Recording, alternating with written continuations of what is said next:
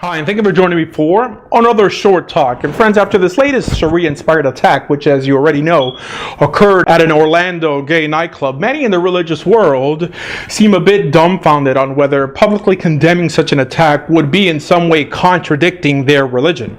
Because it is very well known that the Judeo-Christian biblical standard itself promotes heterosexuality as the ideal, while at the same time condemning the act of anal intercourse between men as as an abomination before God. And really, the reason I decided to make this video was because there are many who have come out stating that although as religious people we should stand up against radical Islam, that at the same time we should remain indifferent with the victims because our religion supposedly calls out for their death to begin with, right? Because you wouldn't feel bad if a bunch of murderers were in some way executed, right? And friends, today, allow me to share a position that I believe will give you a different perspective on this whole issue. Friends, first and foremost, you must understand that God does not hate homosexuals. And I know that this phrase is thrown around a lot, of God hating or not hating someone or a group of people, but it is ultimately absurd to assume that God could hate anyone.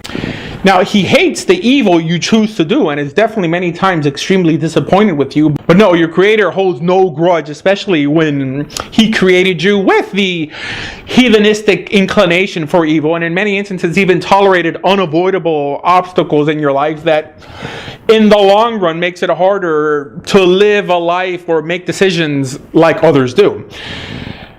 Also, friends, to hate constitutes an inability to do something about it, which, as you know, is not something the Almighty claims to have a problem with. In other words, the Hebrew Scriptures has him wiping people out. However, because the actual act of homosexual sex or the ability to perform that act is something that needs to be available to us in order for free will to mean anything, this forbidden act of gay sex is certainly something that the Almighty can hate. Why? Because he is powerless to stop it. Powerless how? In other words, he would undermine his whole human experiment by just stopping us from choosing what's wrong. So I think the real crux of this topic is not does God hate actively gay homosexuals, meaning those practicing gay sex, but do we feel that he expects us to? And surprisingly, the answer is yes. Just like one is supposed to hate anything or anyone that deliberately works against the social principles laid down in Torah. So that old saying of love the sinner and hate the sin is really not a biblically sound one for the Creator or his creation to embrace. However, and there is a big however, what if I told you that the sanctioned hate I'm referring to does not apply to 98% of self-identifying homosexuals in the world today? But rather, it is really referring to is the practice of gratuitous homosexuality, mainly the homosexuality that was prevalent in societies like Greece and Japan, and can still be seen in other primitive societies of today, where males choose to engage in the practice for either ceremonial, i.e. idolatrous reasons, or to conform with some social norm, or just out of plain curiosity, and not to what 98% of homosexuals today feel and embrace as a lifestyle. Which is why it's not a coincidence that this prohibition of male-on-male sex appears next to the one for bestiality, another practice that was either culturally or ceremonially mandated by societies of old, or perhaps out of curiosity, and not because humans were born with some sexual attraction to animals.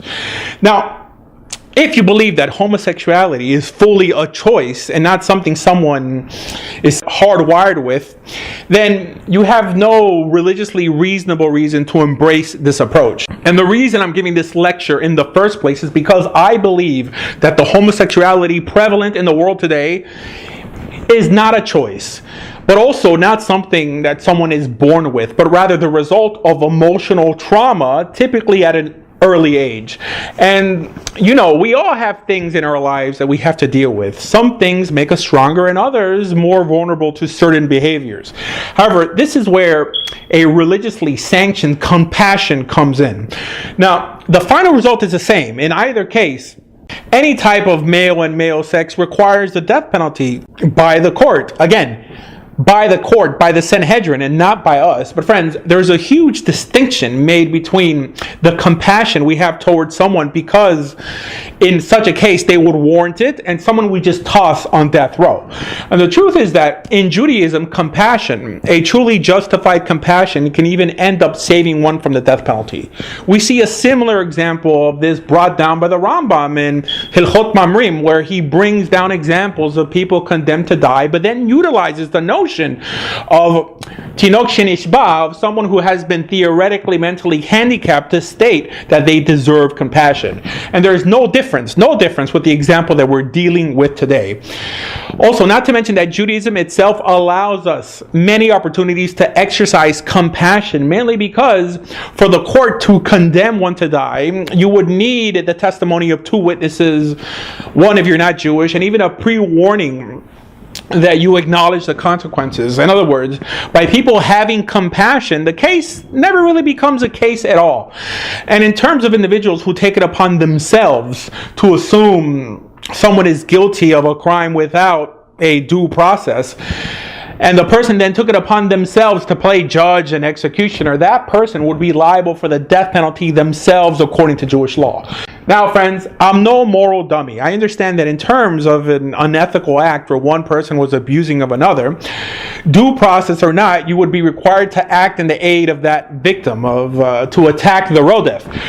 But that is when there is a victim. But who's the victim when gay sex is involved, especially if it's consensual? So what can easily be determined is that when the Torah describes the act of gay sex, it's not describing an immoral or unethical act, but rather what it is describing is an unholy act, or even one can say an irreligious act, which is still very important to observe, but by definition leads us to believe that some thought has to be associated with its execution. So what's the conclusion? Friends, it is absolutely proper to support the victims of the Orlando shooting, even in the name of our religion. Now, the biggest proponents of those you should hate are the college liberal professors who teach non-homosexual students that social sexual norms should not exist, and actually get their students to experiment. They are also the scum that the Torah expects you to hate. And friends, this comes from someone who does not support the redefinition of marriage, who fights against the degendering of our children, and someone who believes that the homosexual lifestyle is inferior to the heterosexual biblical one. And yes, I'm someone who also stands on the side of the victims who were unjustly murdered during the Islamic Orlando massacre. And friends, for more information on everything Jewish, please visit TorahJudaism.org. Thank you.